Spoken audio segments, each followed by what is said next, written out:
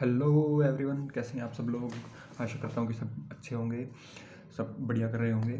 तो आज हम एक नई प्लेलिस्ट या फिर नई तरीके का एक कंटेंट शुरू करने वाले हैं इस चैनल पे, जिसके अंदर हम रिव्यू करेंगे बुक्स को। हर महीने लगभग लगभग आपको 3 या 4 बुक्स के रिव्यूज़ मिलेंगे।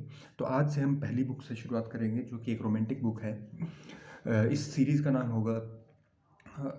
नाम होगा बुक डायरीज़। और हमारा ये पहला एपिसोड है बुक डायरीज़ का। हर महीने के कम से कम 3 से 4 एपिसोड्स आएंगे, तो देखते ज़रूर रहिएगा। अगर आपको बुक्स पढ़ने में इंटरेस्ट है और आप अच्छी बुक्स की रिकमेंडेशन चाहते हैं, तो मैं जिस भी बुक का पढ़ लूँगा, हर महीने उसका रिव्यू दे दूँगा। ऐसा कुछ नहीं होगा। हाँ हाँ, इन साल के एंड में जब तक हम पहुँचेंगे तब तक हम ये बता सकते हैं कि टॉप 10 कौन सी रही, टॉप 20 कौन सी रही। लेकिन अभी तो बताना बहुत मुश्किल होगा, क्योंकि अगर आप मुझसे पूछेंगे तो किसी भी चीज़ के अंदर टॉप 20 या टॉप 10। लेकिन हाँ, साल के एंड तक मैं आपको ज़रूर बता सकता हूँ। अभी मैं सिर्फ वही रिव्यूज़ दूंगा जो कि मैंने इस हफ्ते पढ़ी या फिर इस महीने पढ़ी।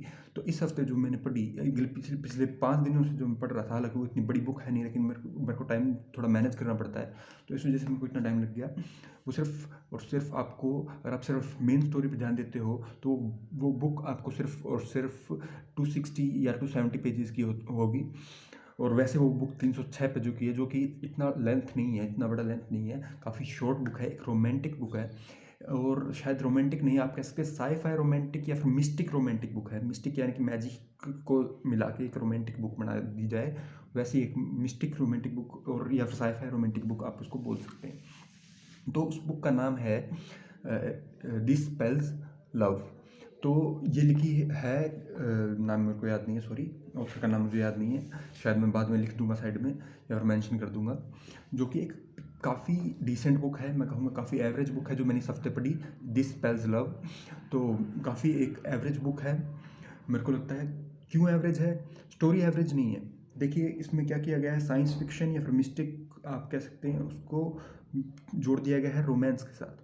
तो वो कैसे किया गया है, इसमें कुछ ऐसा दिखाया गया है कि एक लड़की जो होती है वो किसी और डायमेंशन में चली जाती है, फिर वो किसी लड़के के साथ प्यार में घुस जाती है, जो कि उसके डायमेंशन में वो बस उसका सिर्फ एक दोस्त होता है। वो वहाँ कन्फ्यूज़ हो जाती है और वो वहाँ उसी के ऊपर ये स्टोरी पूरी चलती है। इसी वजह से इसको रोमांटिक और मिस्टिक या रोमांटिक या और साईफाई का एक मिक्सचर कहा जा सकता है। लेकिन ये एवरेज कहाँ हो जाती है, इसकी शुरुआत बहुत ही बढ़िया होती है और इसकी जो अंत होता है वो भी काफ़ी स्वीट सा होता है। ऐसा कोई ट्रेजिक एंड नहीं होता, काफ़ी स्वीट सा होता है। लेकिन मेरे को लगता है बीच के मिडिल के एक टाइम आता है, शायद 15 से 20th चैप्टर के बीच में, जहाँ पे ये स्टोरी बहुत ही ज़्यादा एडल्ट होने की कोशिश करती है। हर जगह पे आपको 18+ चीज़ों के ऊपर ही ध्यान दिलाया जाता है उन 5 या 6 चैप्टरों में। वहाँ पे थोड़ा सा स्टोरी से कनेक्शन कटने लगता है। आपको रोमांस पढ़ने में भी इतना मज़ा नहीं आता। वो चीज़ें चलती है 1 या 2 चैप्टर तक अगर चले तो, लेकिन अगर आप 5-5 चैप्टर तक लगातार उसको घसीटते जाते हो तो वो थोड़ा सा बोरिंग हो जाता है। वो वहाँ से मैं कनेक्शन टूट गया मेरा उस बुक के साथ, मैं कहूँगा। इस वजह से वो मेरे लिए थोड़ी सी एवरेज हो गई। और दूसरी चीज़ ये है कि मैं इतना ज़्यादा कनेक्ट नहीं कर पाया उसके मेन कैरेक्टर से, जिनका नाम होता है जेमा, उनका पूरा नाम होता है जेम, उनको शॉर्ट नेम होता है। जो उनके साथ मैं इतना पूरा तरीके से कनेक्ट नहीं कर पाया, लेकिन जिसके साथ मैं सबसे ज़्यादा कनेक्ट कर पाया वो थे उनकी बहन, जो कि उसके अंदर नाम होता है उनका शायद क्रिस्टन, ऐसा ही कुछ नाम होता है। जो कि जिनको कास्ट करके मतलब निक नेम बुलाया जाता है। वो मुझे इस पूरी स्टोरी में सबसे बेस्ट करेक्टर लगा। सबसे बेस्ट करेक्टर, उसके ऊपर एक स्पिन ऑफ बुक निकालो, मज़ा आ जाएगा। बहुत ही बढ़िया करेक्टर लगा मुझे वो।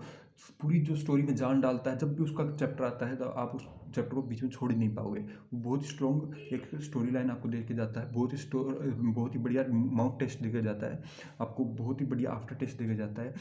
बहुत मज़ा आएगा आपको कस्ट के बारे में पढ़ने में। हालांकि वो हर चैप्टर में नहीं आती है, बहुत ही कम चैप्टर्स में आती है, लेकिन आपको मज़ा आ जाएगा जब भी वो आएगी। आप या तो कभी हंसने लगोगे, या फिर अपने लाइफ के बारे में सोचने लगोगे, आप उसके एडवाइसेस को सोचने लगोगे, या फिर आप उसके ह्यूमर को देख के बहुत ही ज़्यादा हंसोगे, बहुत ही ज़्यादा सुन के हंसोगे। तो वो सबसे बेस्ट करेक्टर लगा मुझे। मेरे को लगता है उनके ऊपर एक स्पिन ऑफ करेक्टर बनना चाहिए। बाकी वो तो अब ऑथर पे ही डिपेंड करता है। सबसे बेस्ट करेक्टर था वो। और जो स्टोरी है वो डिसेंट चलती रहती है। और आपको मतलब अगर कंफर्ट जोन में एक बुक पढ़नी है तो ये आपके लिए रिकमेंडेड है।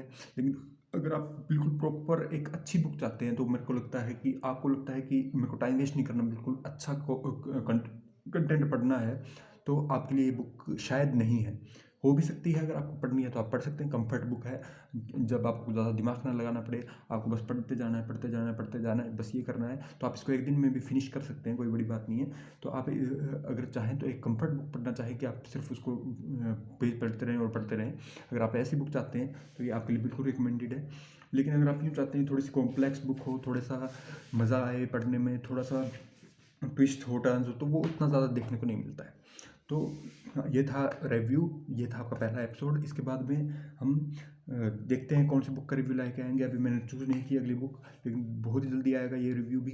देखते रहिए इस चैनल को। धन्यवाद।